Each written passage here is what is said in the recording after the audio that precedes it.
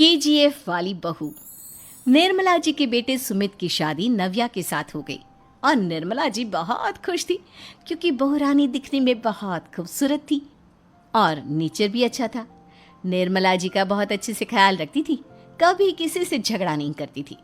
लेकिन निर्मला जी की बहू में कुछ तो अनोखा था और वो ये था कि केजीएफ मूवी देखने के बाद केजीएफ मूवी के हीरो की बहुत बड़ी फैन बन गई थी और बस हर वक्त उसे ही कॉपी करने की कोशिश करती रहती। बस एक यही आदत की वजह से निर्मला जी को कभी कभी उस पर गुस्सा आ जाता। बाकी सब कुछ ठीक था। सुमित बेटा, तुम नव्या को समझाने की कोशिश क्यों नहीं करते? अरे बार बार केजीएफ के हीरो की तरह भेस बदल कर घूमती रहती है कॉलोनी में। सब देख देख कर हंसते हैं।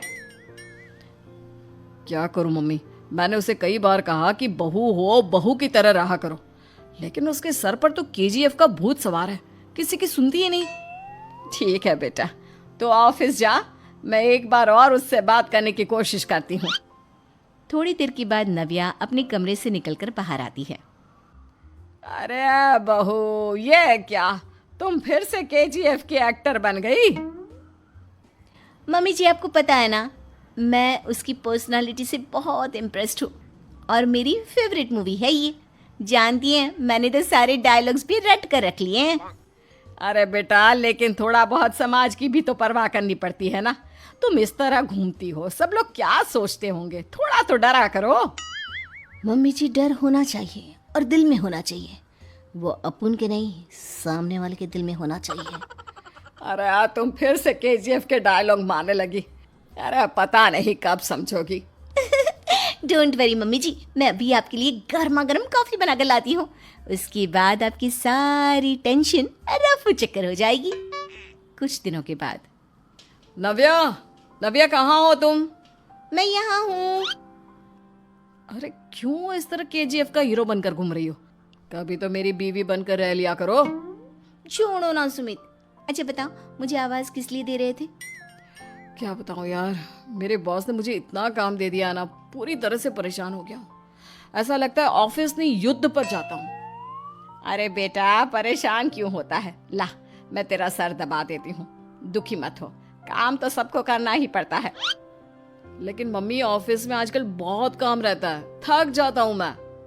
जानता है बेटा, जब तू छोटा था ना, तो मैं ऑफिस और तुझे संभालने का सारा काम करती थी, तब मुझे भी ऐसा ही लगता था। लेकिन कुछ दिनों के बाद सब ठीक हो जाएगा बेटा। सही कह रही है मम्मी जी, तुम अपने आप को ऑफिस में काम करने की वजह से योद्धा समझते हो, लेकिन जानते हो, इस दुनिया में सबसे बड़ा योद्धा एक माँ होती है। अरे ये डायलॉग तो मैंने कहीं सुना है। जरूर सुना होगा।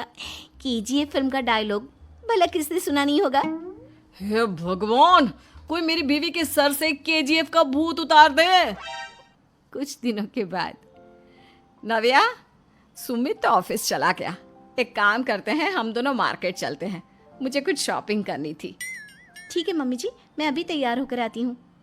थोड़ी देर बाद नव्या फिर से केजीएफ फिल्म के हीरो की तरह गेटअप रखकर आ जाती है। अरे तुम फिर से ये बन गई। चलिए ना मम्मी जी, आप जानती है ना, मुझे ऐसे रहना बहुत पसंद है। प्लीज प्लीज प्लीज मम्मी जी। अच्छा ठीक है, चलो। मार्केट में निर्मला जी को उनकी एक सहेली मिलती है। अरे निर्मला, ये तुम किसे साथ में लेकर घूम रही हो? लगता है फिल्म का हीरो निकलकर तुम्हारे साथ आ गया है। मेरी बहन, क्या बताऊं, ये फिल्म का हीरो नहीं है। अच्छा, ये तुम्हारा बेटा होगा। बहुत दिनों से देखा नहीं ना, इसलिए पहचान नहीं पाई मैं।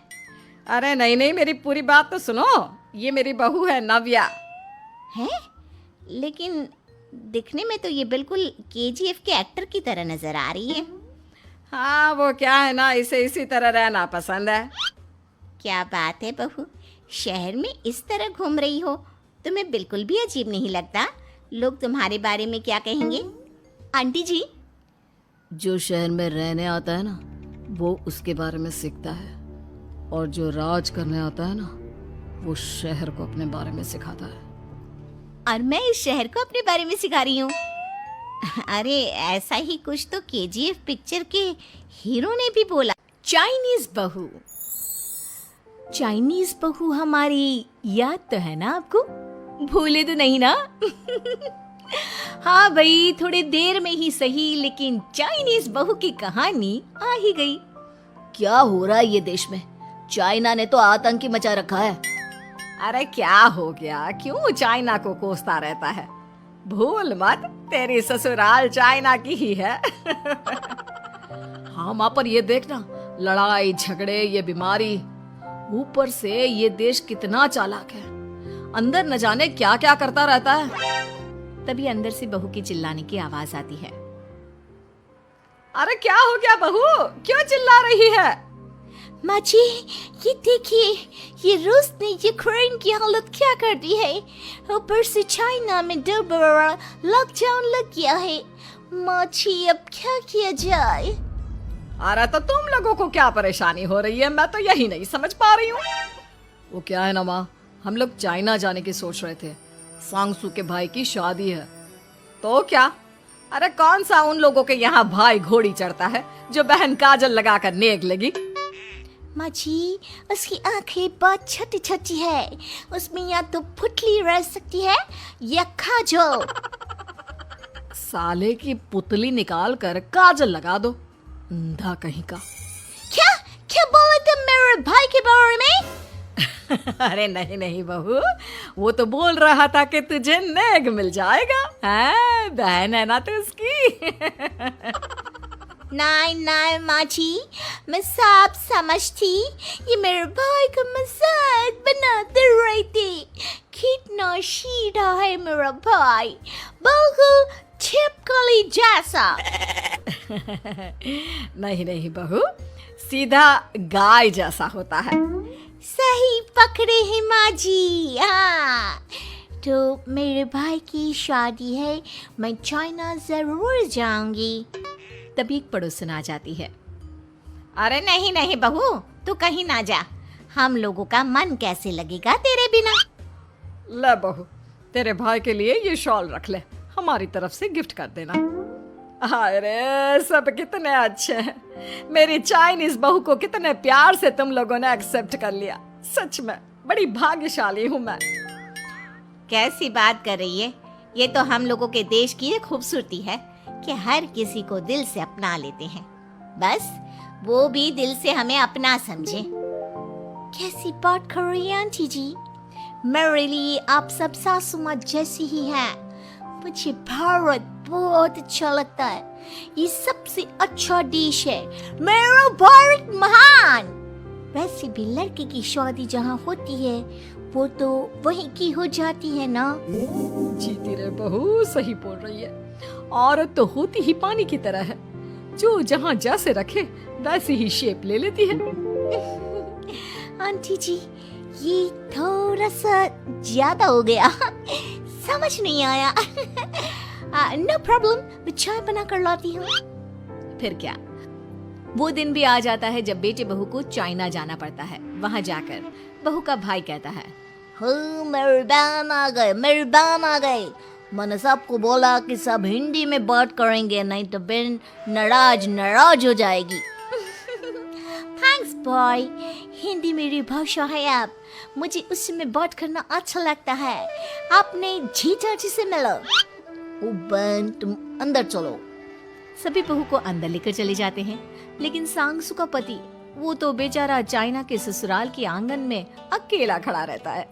काफी देर तक जब कोई उसे नहीं पूछता तो वो माँ को घर पर फोन करता है।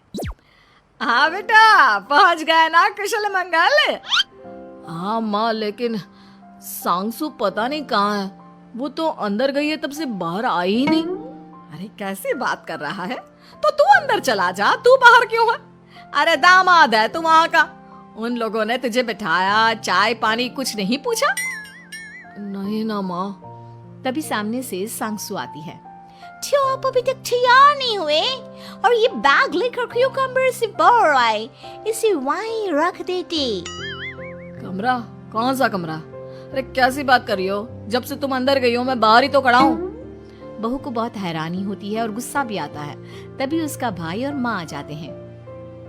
और सांगसू, अंदर खाना। बैठ जाते हैं। लेकिन अगले दिन सास ने दोनों बहुओं को सबक सिखाने का फैसला किया। अगली शाम रसोई से बर्तन धोने की आवाज आती है। दीदी, अभी तो हम रसोई में गए भी नहीं, फिर ये बर्तन धोने की आवाज कहाँ से आ रही है? चलो देखते हैं। दोनों अंदर जाकर देखती हैं तो अनुज बर्तन मांज रहा होता है, रोहन धो रहा होता है और बूढ़ी सास पार्वती खाना बनाने लगती है। ये देख उन दोनों को बड़ी शर्मिंदगी होती है। ये आप सब क्या कर रहे हैं? बहू, अब तुम दोनों से तो ना बर्तन धुलते हैं ना खाना बनता है, तो हमने सोचा हम खुद ही ये काम कर लेते हैं ताकि हमें रात की रसोई खाना तो नसीब हो। तुम दोनों जाओ और आराम करो। नहीं माँ जी, हमें माफ कर दीजिए, हमारी रहते आपको ये सब काम करना पड़ रहा है। हाँ माँ जी, हमसे भूल हो गई, हमें अपनी गलती का एहसास हो चुका है। अब से आपको कभी शिकायत का मौका नहीं देंगे। हमारे रहते हमारे पतियों को जूठे बर्तन और माँ जी आपको खाना बनाना पड़ रहा है। नहीं नहीं नहीं, आप सब बाहर जाइए, हम 1 घंटे में खाना बनाकर लाते हैं।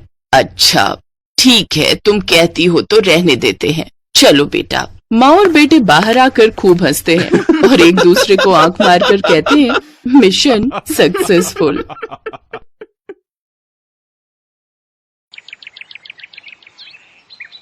एक रोज शाम के वक्त हिना अपनी माँ के साथ बैठी हुई होती है। तभी वो अपने फोन में अपनी माँ को एक लड़की की फोटो दिखाते हुए कहती है, माँ ये देखो, ये लड़की कितनी मॉडर्न एंड टॉल है, ये मेरे भैया के साथ एकदम फिट बैठेगी। तभी उस घर की बड़ी बहू मानसी वहां आती है। चलिए माँ जी, हिना दीदी खाना लग गया है। बहू यहाँ तो आ, ये देख हम तेरे देवर के लिए रिश्ता.com की साइट पे लड़की ढूंढ रहे हैं जो कि सुंदर होने के साथ साथ अमीर भी है। अब तेरे गरीब मायके वालों ने दहेज के नाम पर 1-2 चीज पकड़ा दी बस, इसलिए अब मैं अपनी छोटी बहू अमीर खानदान की लाऊंगी जो कि भर भर कर दहेज लाए। हाँ, वो अपनी बड़ी बहू को ताने दे ही रही थी कि तभी उसका छोटा बेटा हितांश एक मॉडर्न लड़की के साथ घर आता है। उन दोनों के गले में वरमाला डली हुई थी। हितांश बेटा, ये लड़की कौन है? माँ ये जूली है और हम दोनों ने शादी कर ली है। क्या तुम दोनों ने शादी कर ली? मैं नहीं मानती इस शादी को। हाँ तो किसे फर्क पड़ता है आपके मानने या ना मानने से? वैसे भी वो कहावत तो आपने सुनी ही होगी कि जब मियाँ बीबी राजी तो क्या करेगा काजी। मैं जानती हूँ, जरूर इस डायन ने ही तुझे भड़काया होगा। मैं इस डायन को हरगिज अपनी बहू नहीं मानूंगी। भले ही आप ना मानो, लेकिन लीगली तौर पर मैं ही तो हूँ आपकी बहू। इसलिए अब जल्दी से जाइए और आरती की थाली लाकर मेरा गृह प्रवेश कीजिए। सास बेमन से अपनी नई बहू का स्वागत करती है। जूली हितांश के साथ अपने कमरे में चली जाती है। हे राम, माँ अपनी इस नई छैल छबीली के तेवर देखे, इसके तो रंग ढंग ही अलग है, बड़ा ही घमंड है इसमें। तू चिंता मत कर बेटी, कल इसका ससुराल में पहला दिन है, तुम देखना अगर मैंने भी इसका घमंड चूर चूर नहीं किया तो। अगले दिन सुबह हितांश के पिता यानी जूली के ससुर अपनी पत्नी से कहते हैं, विमला देखो तो, सुबह के 10 बजने को हैं और ये नई बहू अभी तक अपने कमरे में सोई पड़ी है और आज इसका रसोई में पहला दिन है और ये अभी तक अपने कमरे में है। तुम रुको जी, अभी मैं इसकी खबर लेती हूँ।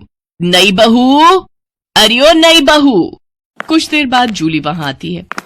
क्या बात है मम्मी जी, क्यों सुबह सुबह इस घर को मच्छी बाजार बनाकर रखा है? छोटी बहू, ये क्या तरीका है अपनी सास से बात करने का? हितांश, हितांश जरा बाहर आना तो। अब क्या हुआ जूली डार्लिंग? तुम चुपचाप से अपने बाप को समझा लो कि वो मुझसे तमीज में रहकर बात किया करे। पिताजी, आपने सुना जूली ने क्या कहा? नालायक, इस दिन के लिए पैदा किया है क्या तुझे कि तू अपनी बीवी का जोरू का गुलाम बन जाए? बस आपसे ही सीखा है पिताजी। जूली की सास खाने की लिस्ट नई बहू के हाथ में देती है और कहती है, ये ले, ये तेरी पहली रसोई की लिस्ट है। आज तुझे ये सब खाना हम सबके लिए बनाना है। और हाँ, उसके बाद किचन की साफ सफाई भी कर देना। सासू माँ, ना तो मैं खाना बनाऊंगी और ना ही सफाई करूंगी। बहू आई है घर में, कोई काम वाली बाई नहीं जो उसे आते ही काम बता दिए। भले ही ससुराल में मेरा पहला दिन हो, लेकिन इस पहले दिन से अब आप लोगों की जिंदगी बदलने वाली है। तो मेरी प्यारी ननद जी, पहले तो आप इस घर की साफ सफाई करोगी और सासू माँ आप बनाएंगी खाना, और वो भी मेरी पसंद का। मैं ये सब नहीं करूंगी, समझी? देवरानी जी, ये सब क्या कह रही हैं आप? हम इस घर की बहू हैं और ससुराल वालों का ख्याल रखना हमारा फर्ज है। जेठानी जी, इन जैसे फर्जी लोगों के लिए काहे का फर्ज? इनके साथ तो यही होना चाहिए। बड़ी जुबान चलती है तेरी, मैं तो तुझे छत से धक्का ही दे दूंगी, फिर तू भूतनी बनकर भटकती रहना। और ये हो गई आपकी कही बातों की सारी रिकॉर्डिंग। अब अगर सासू माँ आप